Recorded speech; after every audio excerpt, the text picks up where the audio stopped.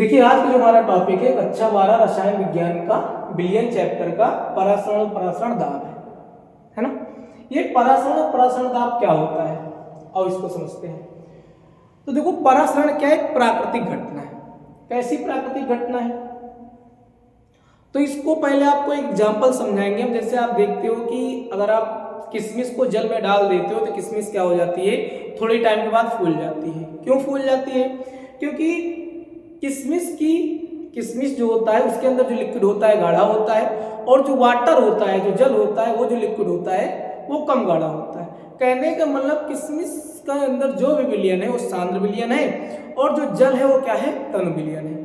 तो क्या होता है इसमें कि जब दो विलयन हमारे पास होते हैं, एक तन विलयन होता है और एक सांद्र विलयन होता है। तो जो तन विलयन होता है उससे विलायक के अणुओं का सांद्र विलयन की ओर क्या होता है, स्वतः प्रवाह होता है। इन दोनों के बीच, किशमिश और जल के बीच एक मेम्ब्रेन है जिसको हम बोलते हैं क्या, अर्धपारगम्य झिल्ली। वो जल के अणुओं को रोकने की तो कोशिश करती है, लेकिन जल के अणु जो होते हैं वो आकार में इतने छोटे होते हैं कि जो किशमिश के बाहर झिल्ली लगी होती है उसमें जो छोटे छोटे छिद्र होते हैं उनको पार करके क्या होते हैं, निकल जाते हैं। आप इसका रिवर्स सोच सकते हो कि जो किशमिश के अंदर लिक्विड भरा है, क्या उस छिद्र से वो लिक्विड बाहर नहीं आ सकता है? तो नहीं आ सकता है। क्यों? क्योंकि उसकी सांद्रता क्या है, ज्यादा है। तो सांद्रता ज्यादा होने के कारण जो किशमिश के अंदर लिक्विड भरा है वो बाहर नहीं आ पाता है, लेकिन जो बाहर वाटर वो किशमिश के अंदर चला जाता है अर्धपारगम्य झिल्ली को पार करके। अब इस फिगर के माध्यम से इस बात को समझ लो। यहाँ पे देखो दो सांद्रताएं आपको दी गई है, एक तरफ इसकी सांद्रता कम है और एक तरफ इसकी सांद्रता क्या है, ज्यादा। कम सांद्रण यानी कि विलयन हमारा कैसा है, तनु।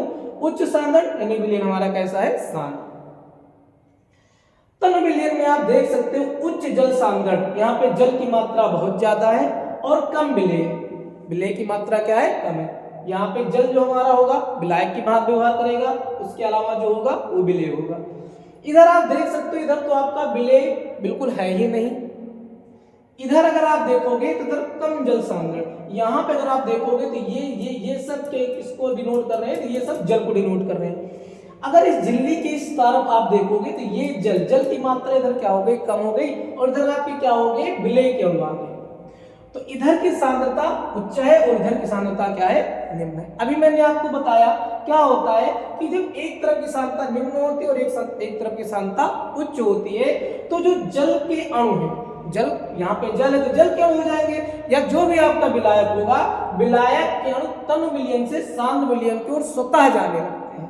परासरण एक प्राकृतिक प्रवाह है, स्वतः होने वाली प्रक्रिया है। तो तन विलयन से सांद्र विलयन की ओर विलायक के अणुओं का स्वतः प्रवाह क्या कहलाता है, परासरण कहलाता है, सिंपल भाषा में। अब इसके बाद जो हमारा टॉपिक है वो क्या है, परासरण दाब। तो परासरण दाब क्या होता है, जैसे मैंने आपको बताया कि परासरण एक प्राकृतिक घटना है, यह स्वतः होती है। आपने जल में किशमिश को डाला, किशमिश फूल जाएगी। क्या परासरण को रोकने का भी कोई तरीका है, तो वो है परासरण दाब। अब तन विलयन और सांद्र विलयन दोनों लो, एक आपने इसके बीच में क्या रखी, अर्धपारगम्य झिल्ली रखी। अब आप क्या करो, सांद्र विलयन की तरफ दाब लगाओ। जब आप सांद्र विलयन की तरफ क्या करोगे, दाब लगाओगे, तो दाब लगाते लगाते देखो जैसे यहाँ पे एक मीटर बना हुआ है, आपको दाब लगाते रहना, लगाते रहना, लगाते रहना।